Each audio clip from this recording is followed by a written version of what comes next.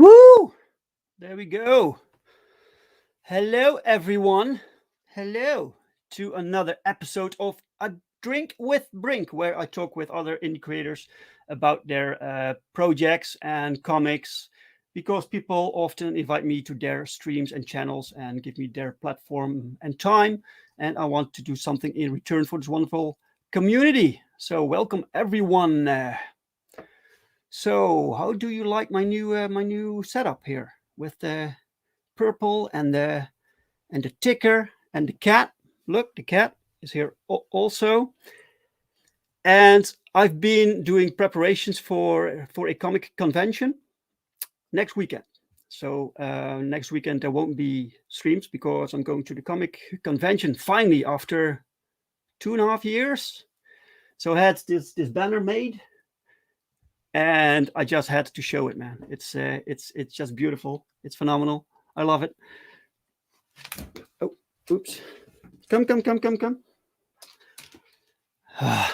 And I was also posting something on Twitter today about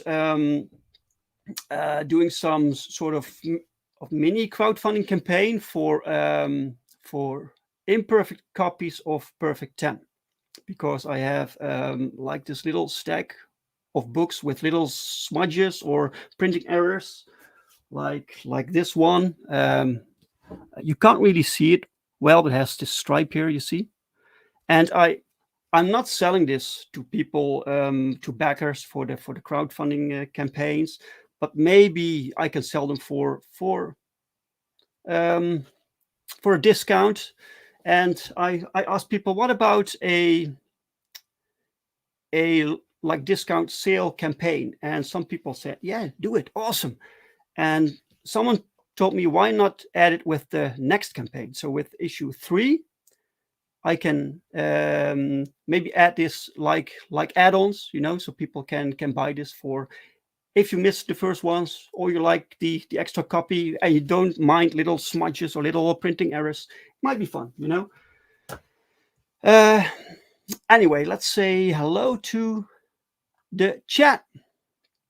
Camila Wallace. Hey, Camila Wallace. Like number 1 there. Boom. Yeah, man. Welcome, man. Aria Blackness. Hello. Hello, Aria. Hey, Marvin Wynn is here. Hello, everyone. Marvin, hi. Bristolian Dave. All right, me babbers.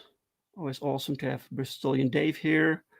Mike, Jimmy, Alorcia de Bruin is here. Hey. Edith is here. Hello, Edith. Welcome. Thibaut stealing the show. Yeah, sometimes that happens when you have a cat and he wants attention during a live show. It happens, man. Aria says, yes, I love that idea because I like those weird little quirks. Oh, you mean the imperfect books? Yeah. Maybe, yeah. I also like to call the campaign Imperfect 10, like it's just fun, Pump Spec is here. Hey, Pump Spec, awesome. Hail Brink, hail Pump, and 58 Underground. Woo, awesome, excellent. Welcome everyone. Okay. My guest for today is someone I've known for a few years now. We've been together under some label on indie comic publisher. That was several years ago. We both did different things now, and I went into crowdfunding, and he went into a different direction with his comics, and that's pretty interesting. So that's cool to talk about. So let's just bring him on. So here is Marvin Wynn.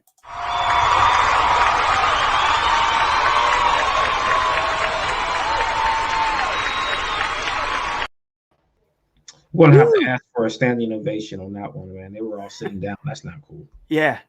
Get off your feet. Come on. It's disappointing, man. I keep telling them. They won't do it. So how are you, man? Oh, doing good. It's a quiet, rainy Sunday, so we're doing well here. rainy Sunday, so you have to stay inside and work on comic Yeah. books. Yeah, I've been doing that since Saturday, so all day Saturday, and I took a break to come and talk to you. Oh, thank you very much, man. I appreciate that. Mike says you pay for the seat, but you only need the edge. There you go. There you go. See, we got The it. edge. We're Yeah, already on man. the puns. We're on the puns, and I'm liking it.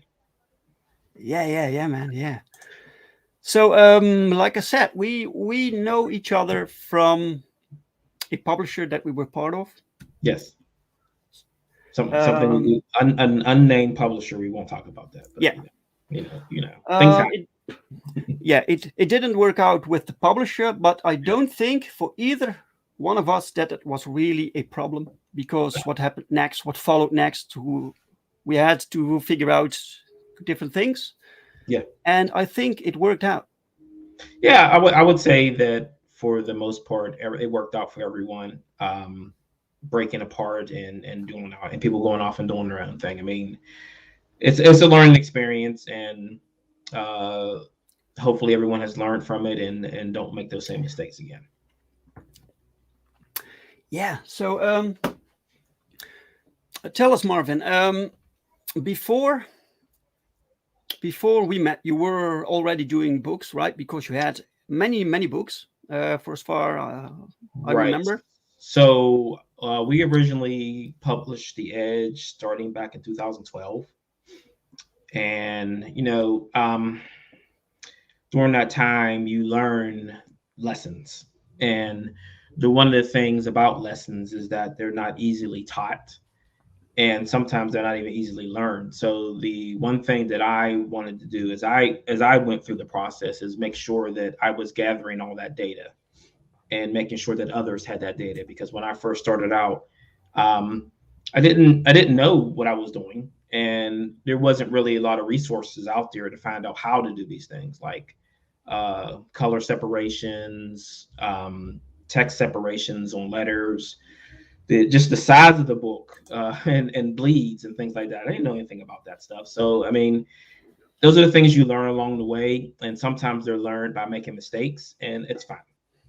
But now I don't. I like to get people on the ground running, so that's why like I started gathering all that data up, and that's why I made that group, that indie network group, to try to get all that information into one place, so then people know, hey, if I need to know this, I just click on this link and go here, and it tells me what I need to do. Right. So, in 2012, you started the Edge, the Yes. concept, or Well, the original concept of the book started back in the 90s. So this was Image. Image was the precursor for for me wanting Mhm. to do comics. You saw all those guys bail from Marvel and DC and do their own thing, and I thought, hey, let me give it a try. And as I always tell people, it wasn't very good back then. Um, like the story wasn't very focused. It was pretty raw, and so I took a break for a long time and like took some creative writing classes, took some business acclimation classes, and I didn't get kicked back in until like 2008, when I was trying to Mhm. find an artist. Once I thought the book was polished enough, then I started looking for an artist, and that's when I met the artist who's still on the book now, Mark. Who Wow, you've we call it. been together for a long time. Yeah. Oh yeah, oh yeah. I mean, and it's a good thing, because as I learn, he learns, and Hmm. he's able to kind of jump ahead of me on some things, and say, "Hey, why don't we do this?" Because there was something that we did in the book that was right in front of our faces that neither one of us noticed, and then he brought it up. I'm like, "Oh, yeah, we can do that." Yeah, that's just like I kind of wrote it in there, and he kind of drew it, and we didn't like draw those lines until later on when it came up when we were talking, and it's just so great. And I posted it most a few times on Facebook. Having an artist that is in tune with what you're trying to do, and you guys, we've been able to bounce ideas off each other and say that, yeah, that seems like that could work, and then no, that's not going to work. Let's not even do that. Let's not even try it. But then later on, you're like, oh, probably we should have, but we can always go back and do it again, because, like I said, right now that we're up to issues 16, 17, around that range. Yeah, that's crazy, man. So That's it gives amazing. us it gives us opportunities to not only go back to issue 10 or 11 and say, oh, we need to build this in so we can get to issue 16, 17, but also to make those changes and fixes later on in books that we've started, haven't finished, or even things that we even finished. We can go back and say, hey, let's add this extra page. We did this with issue 6, where there were 2 extra pages added to issue 6 later on after it had been finished. When I was thinking, we were thinking like, man, this needs a good closer, and we had that's really good closer idea, and I was like, let's just put it in there and see what happens. Yeah. Let's say hi to Mr. Phonic. Oh, sorry, I'm late. No worries, man. Happy you're here. Dave reminds us to hit the like button and share out the stream. Yes, please do that. The like button. Yes, and Mr. Phonic says he doesn't know if he's gonna like this yet. Give it the chance, man. Okay, cool. 16 issues, man. That's insane, especially for a small indie creator, you know. Yeah. I mean, it's one of those things where the ideas just keep coming. And I had originally planned out like 25 or so issues, and then I've gotten almost to that point in the script, and I'm like, no, I just got so much I want to talk about with these characters in this book that I mean, it'll go as long as it needs to go. I'll say. So everything you want to make in comics, you want to do with comics, you can put into this title. You don't need other titles or to do other books. So we've got ideas for other stuff, but man, the focus, it's hard to pull my focus away from the Edge to do the other thing. So what we end up are going to do is that there's a character that we're going to shunt off into his own universe, his own book or something, because there's a story I want to tell. I want to tell my Superman story, and I need this character to be in his own universe for it to work. I can't have other heroes around for the story to work. It's basically, what if Superman had PTSD and refused to be a hero? And right. It's the story that I've been wanting to tell for a long time, but we have to get this character out of the Edge and into his own universe for it to work. So we're going to figure that out. Oh, so it's a character currently in the universe of the Edge. Yes. Well, he hasn't been introduced yet, but he is part of that universe. And we decided that we need him to work outside the universe. So it's planned for that little thing we've talked about in the past, the big giant crossover thing where we're going to shun him off out of the universe into his own. Okay, so and you can still do that because he isn't introduced yet. Yes, so you can still write him out with right. the scripts and okay, yeah, cool.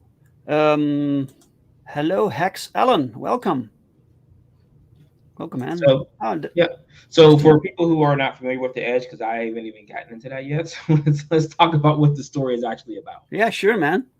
So if you missed the opening trailer, the story is basically the Edge is a drug. Origins currently unknown. The drug grants special abilities, but at a price. So the more you use the powers granted by the Edge, the closer you are to either insanity or death. So each one of these characters has a ticking clock in some fashions built into what the Edge is doing to them not only physically, but also mentally. You can either get infected, you can just go nuts, or you could just burn out completely. We have one character who has a power similar to a Kitty Pryde, where they can pretty much walk through a wall, transmute their body, etc. As she's doing this, her power is cut off and her foot gets stuck in the wall. So that was pretty much instant amputation on the foot there. So we're dealing with the consequences of the powers and then what the powers are actually doing to them physically and mentally. Okay, so the powers can shut off. You have to take the drug each time, or no. So most of them aren't aware that they've been dosed with it. So the way we do it is that we don't do it where like the power is a muscle memory, something you can remember and successfully do every time. So sometimes your abilities don't work at all. Sometimes you could be doing something and they just it's just off. It turns off, and you don't know how to. There's no way to physically trigger it. So it's just like it's either on all the time or it's off or it's a mix of both. So they can't control it. So it's just something that's just happening to them, and sometimes they can use them and sometimes they can't. Right. Okay. Cool. Awesome, man. It's cool. Cool concept. So it's rather remarkable that you can keep this going for 16 issues when you have characters that kind of burn out or die or because people die, right, in your comic book. Yes. Yeah. So we do eliminate a few along the way. In fact, we kind of somewhat eliminate one, maybe two in the first issue, maybe somewhat. You never know. You never know. You never know. Yeah, of course. You don't see a body, so it's the old comic rule. If you don't see a body, it may not be dead. All right. Well, even if you do see a body, then it's comics, man. You can retcon everything. Right. So let's keep in mind that we have this character Revenant, who is our somewhat protagonist, somewhat antagonist for the first 4 issues. And his ability is he's able to duplicate himself from a single drop of blood. So you've got this guy who's nuts running around with multiple of themselves, just causing havoc for everyone else. So the story starts with him kind of not wanting to work for this clandestine government operation and eliminating along the way some of the people who are part of that organization, and then coming after the main guy, Tartable. So what Tartable does, he puts a strike team in between them. But the way we deal with it is that we're not interested up front with telling you who the good guy or the bad guy are, because everyone has those shades of gray. And what the book ends up being about is about survival. So survival of whoever's the fittest, survival of the smartest. And when you're dealing with just survival, there's no good or bad. It's just about either I'm going to kill you or you're going to kill me, or we're going to try to meet in the middle, which can't happen. Right. But you said that they often didn't know, these characters often didn't know that they were exposed to this drug, to the Edge. Right. The only people we know of that currently do know is Revenant and Tartable. They're the only ones. Mm-hmm. Everyone else on these teams out in the world are unaware that they've been dosed with this drug of unknown origins. So how is that possible? How can they get drug without knowing it? So you are familiar with the Tuskegee Experiments from some time ago, right? Or the kind of rule of thumb with anytime you go into a hospital, are you being experimented upon with some kind of drug? Right. Is there something in that flu shot? Is there something in that booster shot? Is there something in anything that you're taking that could be potentially dangerous, or are they just experimenting at large on the population? Mm-hmm. Because they figure that it's not going to affect everyone the same way. So 1% of the population, less than 1% of the population could be active at any time. Okay, that's 1%. That's many people. Yes. Oh, 1%, maybe less. I mean, we originally played around with a number, and sometimes it worked out to be too many people, so we usually lower it down. It was like when Scarlet Witch did the no more mutants things, and there were still mutants left. So there were still some left. It was I think it was 199, and then it started to blossom up from there, even though there were no more mutant births. So that kind of number. We're not going to go out and start counting people. So it's 1%. Maybe less. Right. Well, it sounds like a great concept, man. That's The Edge. Very cool. So you also managed to do your business with indie comics outside of crowdfunding. Most of us do crowdfunding. I myself do crowdfunding, but you don't. So how do you manage that? So originally it was just saving money and paying off the creative team, the artists and the colorists and the letters as we went. Now that I'm with a publisher, I don't have to worry about print costs.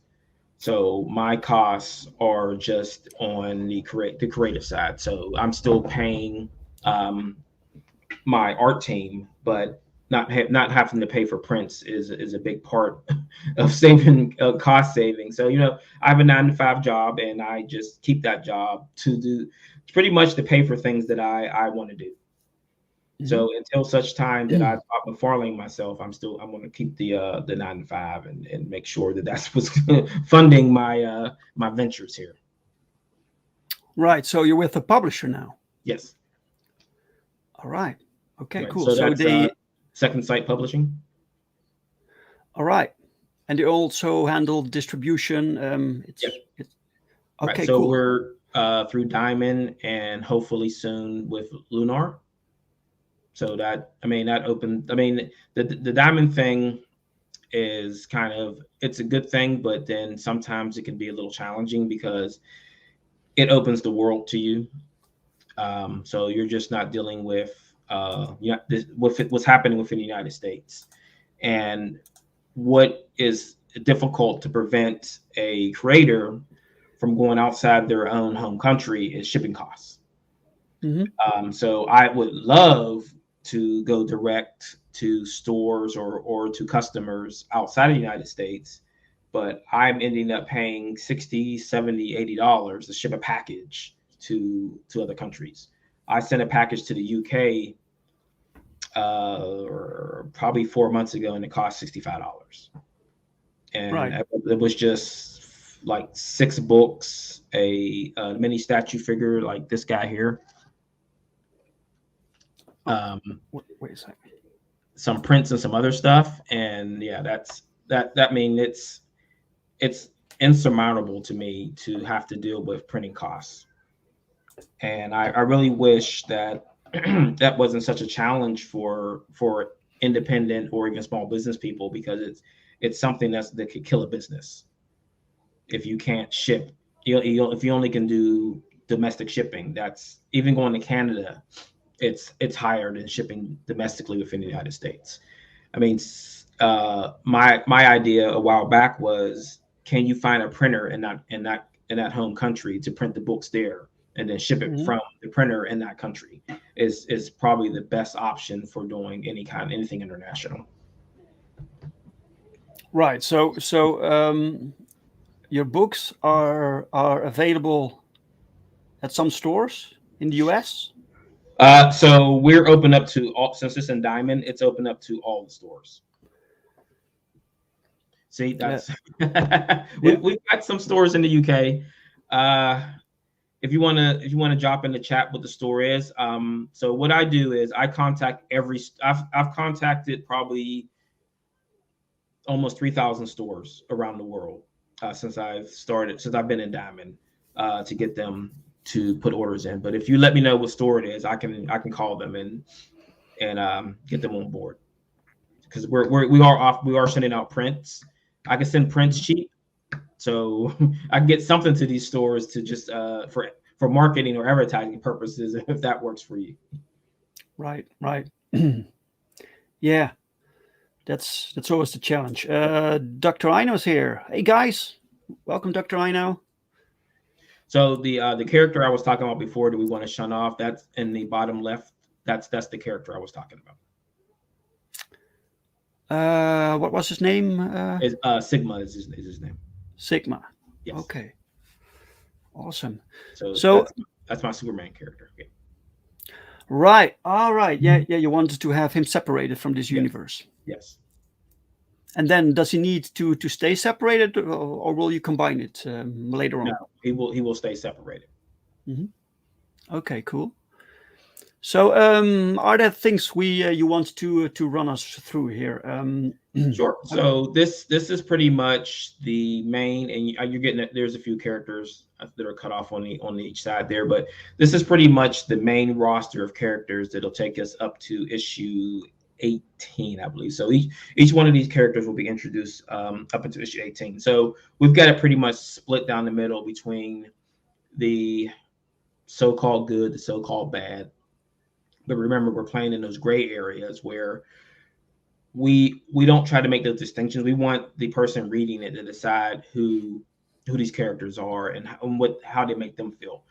And what ended up happening through the first 2 issues and then 3 and 4 is that the Revenant character, who is in the middle quadrant here at the bottom, in all gray, other side, the gray. This one. Yes. Right.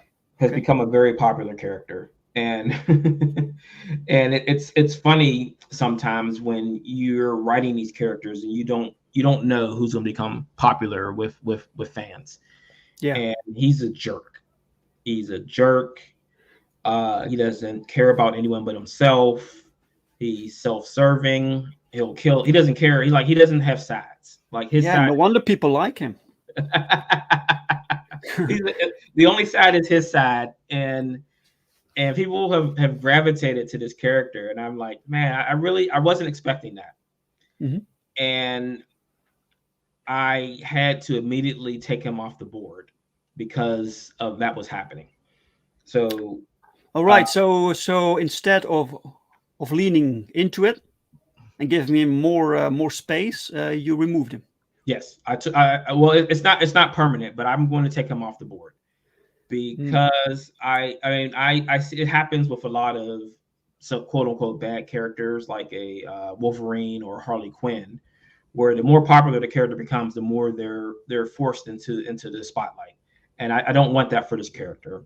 I mean, if he's going to be popular, fine, but I'm not going to change the dynamic of the character to put him in more the spotlight, because to put him more in the spotlight, you have to somewhat push him onto the main team, which is never going to happen. No one's going to trust this guy to want to work with him.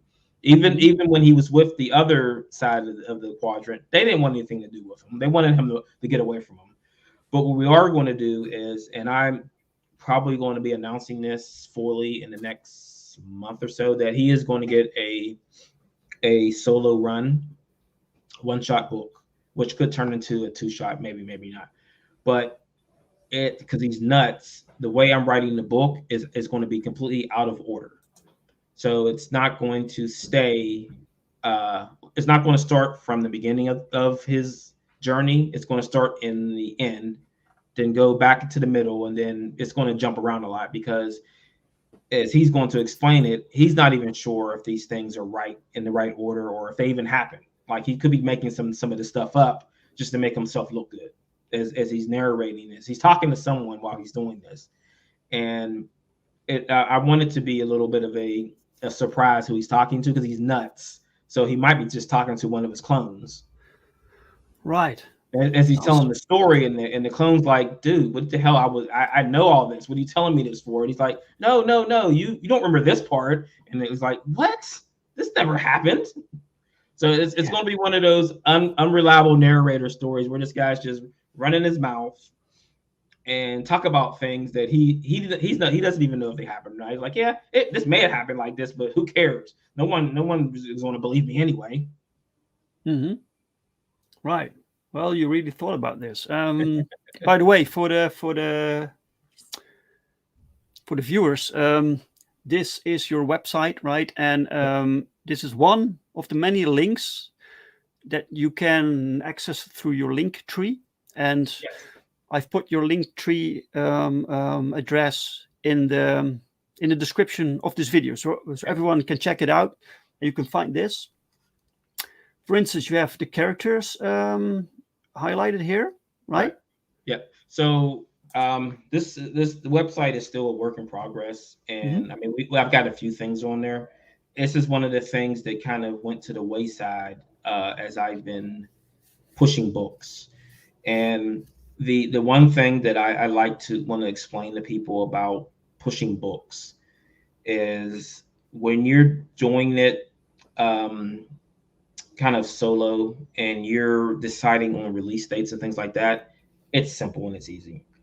When you're pushing to a for a publisher and through distribution, and you're doing a monthly book, and that book gets delayed. And I was actually promoting 3 books at one time. So not only was I promoting issue 3, I was pushing issue 4 and 5 because they were all active in the Diamond catalog at the same time. And it was a little maddening, and I hope to never have to do it again. It's so difficult to contact the store and say, hey, so I know issue 3 isn't out yet, but issue 4 and 5 are available to pre-order, and they're like, yeah, we're going to order it, but yeah, and it's like, oh, you don't want to hear that but when you're talking to Right. No but, no your but, customer. please. Yeah, Yeah. leave the butts at home. Just So, yeah. butts are for sitting on, not for talking to me about. So so Second Sight Publishing is doing that now for you. You don't have to Yeah. concern yourself with contacting people or. Oh no, or... I still do it. I mean, because to me, no one can promote my book like I can. Yes, this is very Because true. if there's a situation where it's pretty much a fly on the wall type of situation where if someone asks a question and the person can't answer it, it looks bad. So it has to be on your toes kind of stuff. And if they ask, hey, so if we get this, is it really going to go this far? I'm like, yes, it is, because we've already planned it out and the books are already mostly done. So we've hit the ground running with this, and we can keep this going as long as people are excited about it, and they seem to be. We can keep this going. I mean, it's so much. I mean, it's so much fun. I'm having so much fun, and Mark is having so much fun, and our letterer James and our colorist Luis, and we've bought on other people to do other things on there, and everyone seems so excited about it. Like when I got that trailer made, I had a friend of mine's, Chamorro Cinema, and I said, hey, are you interested in doing this? And he was so excited, and he was like, I'm not even going to charge you for it. I'm like, dude, I have to give you something. I just can't have you work for free. So I mean, yeah. So I mean, it's that excitement level, and I feel that from them, and when they get excited, I get even more excited. So it helps me to do more stories and do more craziness with these characters. Yeah, it's not only your project or your thing. It's the entire creative team. Yes. You've been with the same creative team for since the beginning. Mm-hmm. That's amazing, man. That's fantastic. I mean, but and that helps so much because they know the characters almost as well as I do, and you're able to pretty much. I think you have to click that other link again. What link? That's not popping up. Is it behind there? No, this. Oh, this part. There you have to click on it. All right. Right. So that's issue 1. Yeah, I think you have to go back, and then that'll be the first page. Yeah. And yeah, there you go. So whenever I show people this, they're like, man, I see that G.I. Joe influence all over that. So yeah, G.I. Joe, Robotech, stuff from the 80s and 90s are big influences on the way that we did this book. Yeah. And with the colors and the way that Mark does the art, you see that striking 90s image influence on this. And that's the one thing that we really are trying to do is bring back to the 90s and the books that I loved in the 90s. It was yeah, marketing is work, man. That's right. So let me address that, and then I'll go back to it. So yeah, the one thing that I've found with creating things is that people can create things all day long. I can create the greatest book, the greatest movie, the greatest video game, the greatest whatever. If I can't market it, it doesn't matter. Marketing is going to be that little monkey wrench is going to destroy your whole entire project if you can't do it and can't do it well. If you can't, it is best to go to experts and have them do it for you. It's best to put some money aside and pay someone to do marketing for you. Because if you don't do it, all the work that you put into it is for nothing. And I've seen people give up after releasing their first issue of their book because they couldn't sell it. I mean, it Yeah. could be, like I said, it could be the greatest thing ever, and no one would ever know if you cannot get it in front of people. This is why I do these streams also. It's marketing. People Mhm. wants to know you, they want to see you, they want to get familiar with you. It really helps to sell your book. If you have something to sell, people know you, you know. Right. Right. It really Right. helps. Because sometimes it's not even about the product; it's the person. Sometimes people are Mhm. interested in just in your story itself that you're telling, and I mean, I understand getting intimidated by it, but man, Yeah, it is tough, man, but it yeah, goes with the territory. yeah, It's exactly. um, so so right now you are hiring someone to do the marketing for you. I'm doing it all myself right now. Okay. Um, it's all based around how things progress. So just as an aside, we've got other things in the fire right now out that are comic related, but not book related. So there's some things that I'm not talking about it right now, but in the next couple months, you're going to see it either through my newsletter on Substack, which is on that Linktree link if anybody wants to sign up. Most of the news comes there first before I post it on social media. Some of the stuff I've posted on Substack hasn't even made Mhm. it to social media yet. So we've got. I can talk about we're going to do a Kickstarter for the trade for the 1 through 4 issues trade. The other part of that is that we're offering another book, another issue 1 called Adrenaline Rush. So what Adrenaline Rush is a story that takes place between issues 4 and 5 that was pulled from the first 4 issues. There was another story that I wanted to tell within the first 4 issues that kind of bogged the story down a little bit, and this didn't work. It would have extended it out further than I wanted to go. So I pulled it out and put it into its own book. That's going to be offered as, I don't know if it's going to be a perk or I'm just going to do it day one as part of just the trade Kickstarter. So the trade Kickstarter right now has 3 covers. It's going to have extra pages because we have to do something different for the Kickstarter. Then it's going to be different. The second site is going to send to stores. So that's coming soon. I'm hoping to get that done January, February-ish, but with Mhm. the paper shortages and the delays from the printers and with Diamond, it's kind of pushing that issue 5 back a little further, which is kind of a good thing because it allows me to get that what happens in between those 2 issues slotted in. So we'll see how that plays out. The other thing I'm not going to talk about just yet. So if you sign up for the Substack, keep an eye out for what I'm going to be my new venture. It's still involving the Edge. It's just not going to be something that's going to be printed. I'm kind of pushing the limits on not saying it, but I'll stop there because eventually I'm just going to say it, and then Yeah, I'm yeah. gonna I don't feel like, oh man, I should have waited to say that. So no more about that one. So yeah, so there's more pay. I think there's more pay. I think it goes up to pay. Sometimes you want to tell people Yeah, yeah. things you're so But I want to excited keep it a secret. about. Yeah. I don't want to like keep talking about things that are further off Yes. than they are with newer things that are coming. I'd rather Mhm. focus on what's coming up in the next couple of months than something that's maybe 6 months away. Sure, sure, and even things you already did because many people haven't read your comic books yet, Yep. and you already have like 10 issues available right now.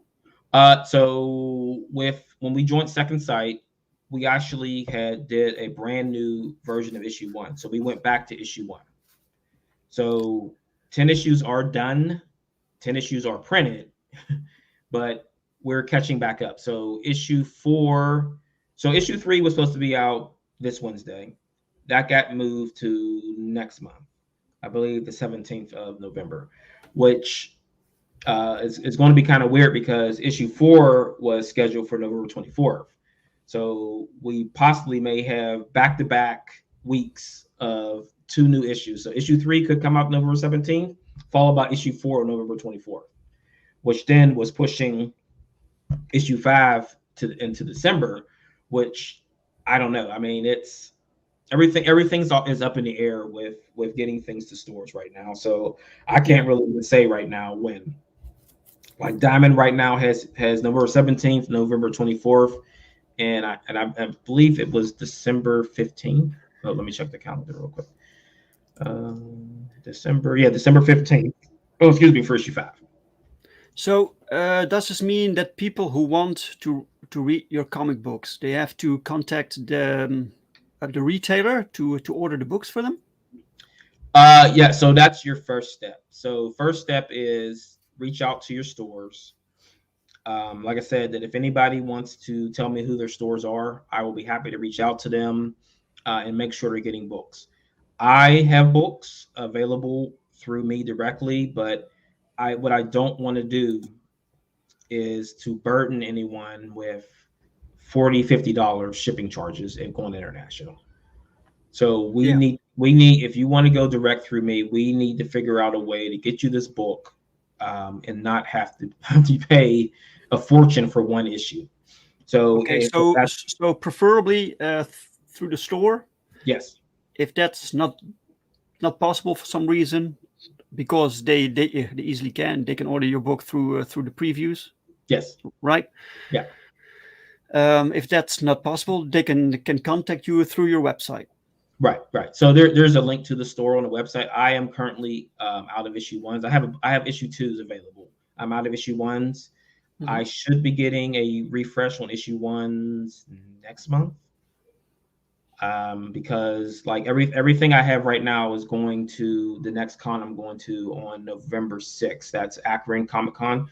So that's going to wipe me completely out on issue 1s. The book is available digitally through Comixology, and will be. And I was getting ready to say something about it again, so I'm going to stop there.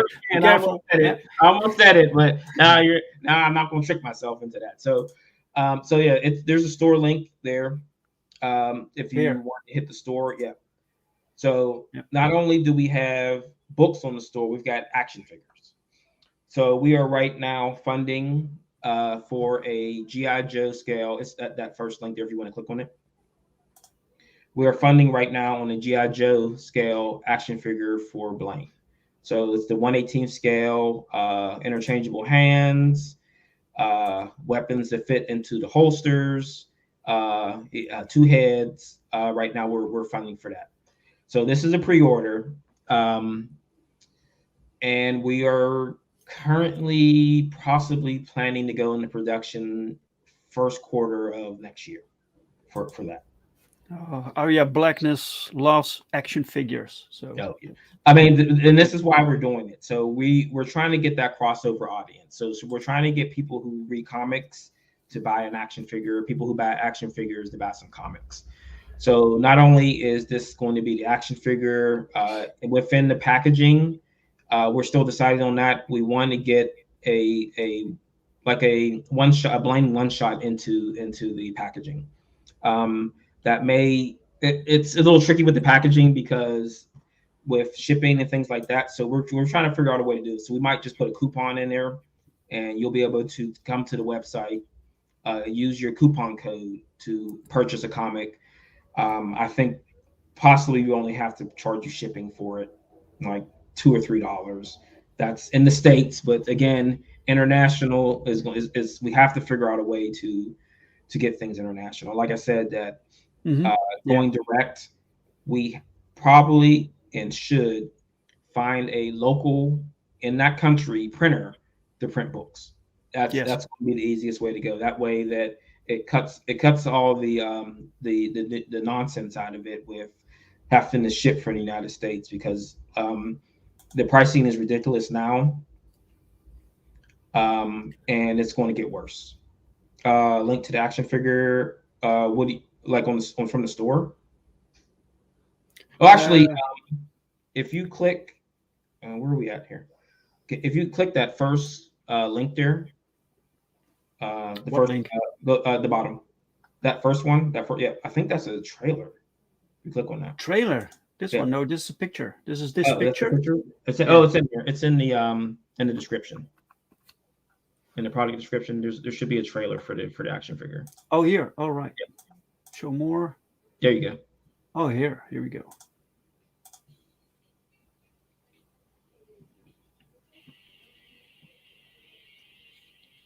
Is there sound? Yes. Thought I heard it playing, then it didn't kick over or something. Well, you're the only one that can hear it. You're it's not sharing the sound with everybody else. One. Right. This is why I was asking. Yeah. Okay. So can you want to post just that link to the store in the chat? Someone asked about the. Right. Yes, I can do that. So like I say, is that and the reason why we're working with these guys, they're called Loose Collector. They actually did 6-inch figures for us a couple years ago. So we got like a few figures, Revenant and a few others, and they stopped doing customs. So this was just a custom figure they did for me, and now they do full production. And the thing that I'm looking to do with them is not only create action figures for the Edge, is to create what's called a buck. So a buck is pretty much a template for other figures. So what I want to do is make this a service where we can contact other creators like yourself and do action figures for you. So it's something that was talked about at the other place that never got done. Right. And I'm picking up that ball. I'm going to run with it. And what the thing we want to do is get the costs down. So because of cost is why we have to pretty much say $30 for this figure. Mm-hmm. But as we get more comfortable with the process, the costs come down. Because currently we can't do this locally in the United States, because if we did, the figure will be $60. So we have to go international to do these figures, which then shipping charges have gone up through the roof. So it's the shipping is the bane of my existence right now. Yes. I know. It's stomping all over everything, and I know that people have a problem. Some people have a problem with Jeff Bezos from Amazon, but I want him to stick his big toe in the shipping and get the cost down, because if he jumps into that field, the cost will come down. That's what Amazon does. Every time they jump into a field, whether it's books, toys, video games, whatever, not necessarily China anymore. The channels have opened up in Brazil, South Korea, and Venezuela now, where they're doing. They've opened up pretty much manufacturing for action figure factories in these other countries now. Mm-hmm. And so now you have competition, which was again lowers the prices, but the shipping charges is where it's we're still hurting there because of 2020 and other factors that are going on in the world with I don't know if everyone's probably heard that the container ships, there's not enough container ships to ship products, and they're just sitting at the port waiting because there's nobody to work the containers to get them out. So I mean, you're dealing with so many different factors when it comes with moving products from one place to another when you're going overseas. Right. Yeah. So we are almost out of that figure. So if I move here, you can see I've got these things sitting. Oh, not the vacuum cleaner. I've got 1, 2, 3, 4, 5 left of the Mystic figure, and that's it for that one. We're not redoing those guys again. And that's a mini statue, so it's different from the previous one. Right. So it's this guy. Oh, right. Oh yeah, you showed it. Yeah. No, that's pretty big, man. Cool. Yeah. It's 4 inches. Yeah. Awesome. So these action figures you do not have in stock. You have to make them when people order them. You have to make one. So for this one, we're going full production. So our production is going to be 1,000 units. All right. Right. Okay. So we're pre-ordering to make sure that people are going to get there. So We've already pre-ordered 400 or so So far. when will those come in?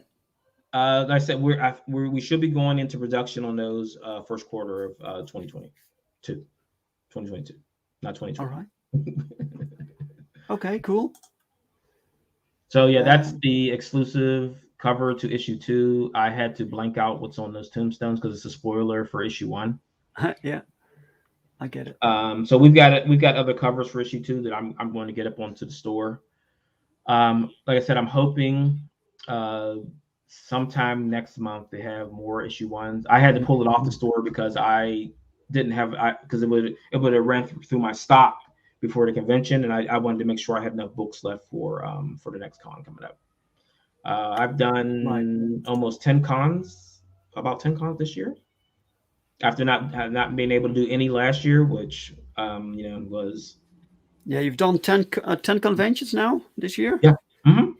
I've done none so far. So next week is my first one for this year. I mean, it's good to get your feet wet and back into that. And like I tell people is that one of the cons I did was in August, and it was really hot outside, and the HVAC at the convention center wasn't working on a Saturday, which was packed with people. And once you get a whiff of that con smell, you're like, oh yeah, cons are back.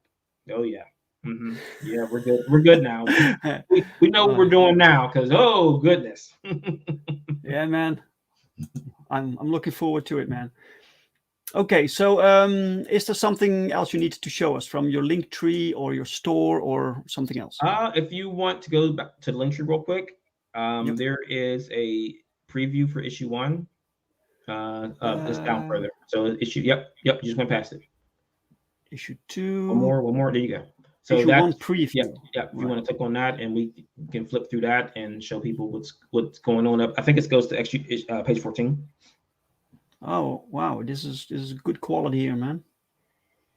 So people can read this one for free. That's awesome. Yep. So if you it's on the Linktree, so anybody can go and take a look and see if it looks like something they'd be interested in giving a try, and we'll do our best to get these into the stores. Like I said, that if there's a specific store that you think may be interested in the book, let me know in the comments. I do store contacts on Tuesdays and Thursdays. Almost every week, I'm calling one store or another, or following up with a store to see how things are going in the store, if they need more stock and things like that. So, I mean, I'm always on the phone or emailing somebody. All right, awesome. Sugar Chris here. Welcome, Chris. Hey, Chris. It's Mr. Wynn. You two have met before? Yes, I know Chris. Yeah. Okay, cool. It's a small world, man. Yeah. Man, this art looks great. The coloring is nice. The lettering is good. Right. I mean, it's a whole package, man. And I continuously tell people that any one of those 3 things can ruin a book. Like you could have the greatest colors in the world and the art is awful. Yeah. Or you can have a really good art, really good colors, and then the lettering's bad.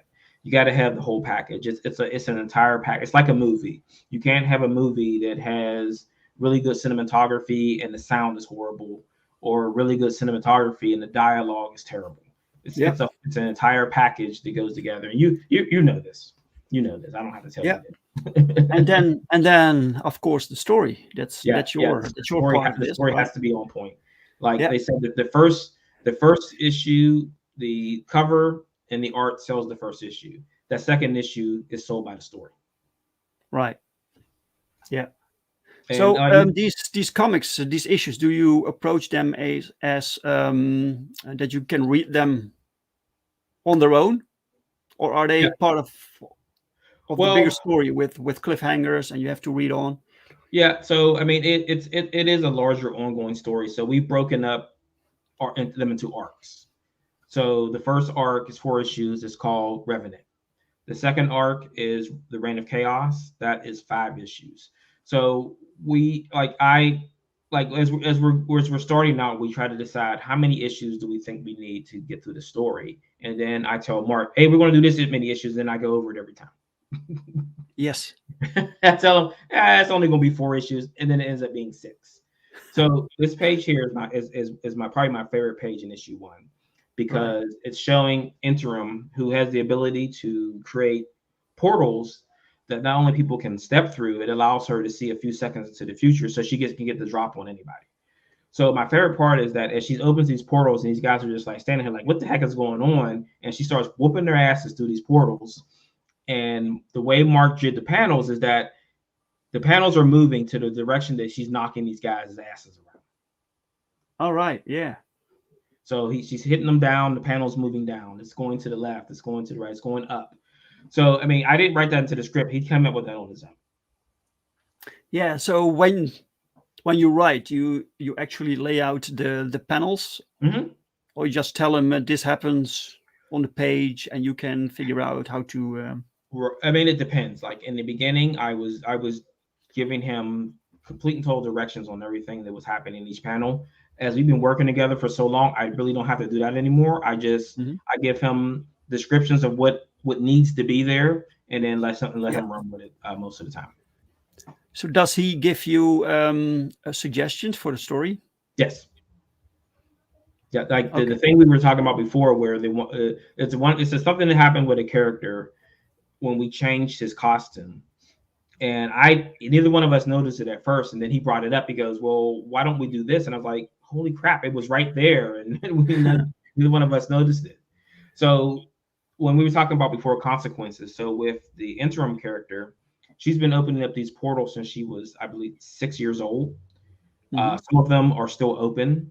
So what ends up happening is where she's from Brazil. So what ends up happening is it throws it out of time flux. So as you're walking towards her home, it goes from daylight to night, or from night to day, because it's 12 hours ahead of the rest of everything else in that area. Okay.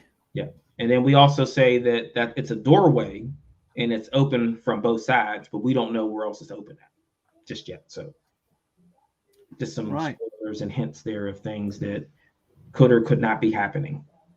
So these designs, do you make those, or that was just artist? Yeah, the characters arts is all Mark. I mean, I gave suggestions on, we want this character to have this or have that.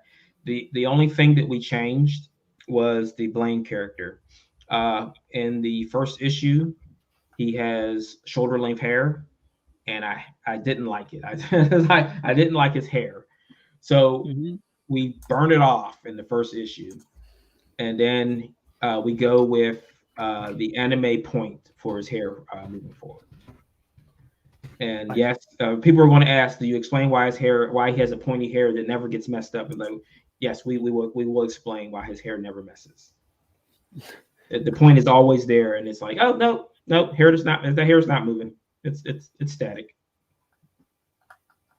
Awesome, man. Looks great. The concept's pretty cool. I like that, man. I'm going to check it out, and I'm going to ask my. There is this little comic book store here close by, and he sells my comics. Okay. So maybe he wants to sell The Edge. I will ask him that he can order them. So hopefully. Yes. But I mean, if the Netherlands, man, so you never know with the shipping costs. Yeah. If he can't get them from Diamond, because I have with Diamond right now, but we will be in Lunar, the other distributor, which I'm pretty sure does international with different covers. So we're going to offer all the issues again through Lunar with different covers. But like I said, if you're international, you want to get the book from me, I don't have the store set up for international shipping because I didn't want to charge people $60 to send a book. So if you want to contact me directly, we can figure something out between us to get these books to you. I don't want to ship you one book for $30 or $40. So it's got to be a package of something that we're going to put together of books, figures, some random notes from me, some chips or soda or something has to be in there to Yeah.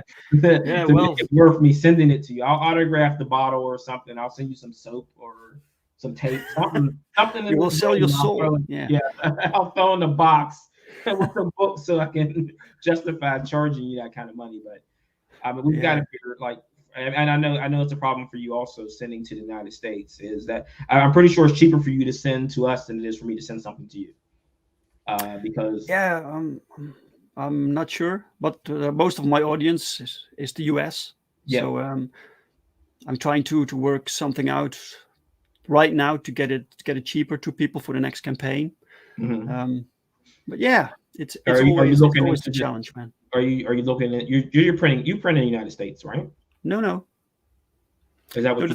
the thing is, I print here because I want to see the books. You know, Oh yeah, gotcha.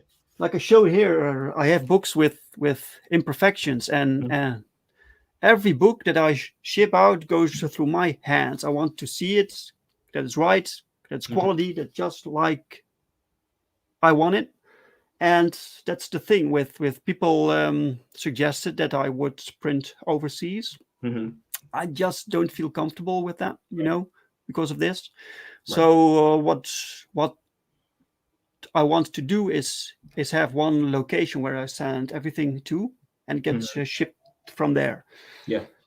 So yeah, Yeah. So, this the shipping thing that's a bubble that has to burst, yeah, because it's going to put small businesses under if they can't ship. And now within the continental United States, if I want to send something from the East Coast to the West Coast, it could take 10 to 11 days now. yeah, yeah. That's People understand the time. You know, it can take some time to get there, but it's mostly the expenses. yeah, yeah. That's the hurdle. You know. Right. Right. Maybe it's not even just the cost of the shipping the product, it's the materials that you have to purchase also to ship those Also, products. yeah, it's everything. So Yeah, yeah, of course. Yeah, I, I feel for everyone who has to ship anything now. Unless you're Amazon, because they don't seem they got their own plane, so they don't care. yeah, yeah. Okay, man. So if people want to contact you or find you, they can they have every link at their disposal Yep, on the through link. the tree, Yeah, the link tree. that's why I love the Linktree, man. It has Yep. everything. You can find me on the Instagram, on the Facebook, on Twitter, on Substack. If you want to contact me directly, you can do it from there also. But I mean that's my favorite thing about Linktree is whenever I'm doing these things, I don't have to say, hey, you can find me here on the edge. .com. Nope. Go to the Linktree and everything's there. I don't have to say anything anymore. Yeah, yeah, exactly. Yeah. Okay, guys. So check out this link tree. It's in the description. Check out The Edge. It's a very cool comic, cool concept. Try and get to get it to your store somehow. It will be great. Support Marvin. Marvin, thank you, man, for being my guest today. Oh, thank you for having me. Appreciate it. Appreciate it very much. And special thanks to the chat for everyone who showed up and who commented and for the feedback and watching. And please, if you like this, then share it. Next week I won't have a live stream. We won't have the Dutch angle or a drink with Brink because I have a convention, and I'll try to film something there so I can show you my adventures for the first time in 2.5 years at a convention. That would be awesome. All right. Good luck at the con. Thanks, man. Thanks. Okay, guys. Marvin, see you later, man. Good luck and goodbye, chat.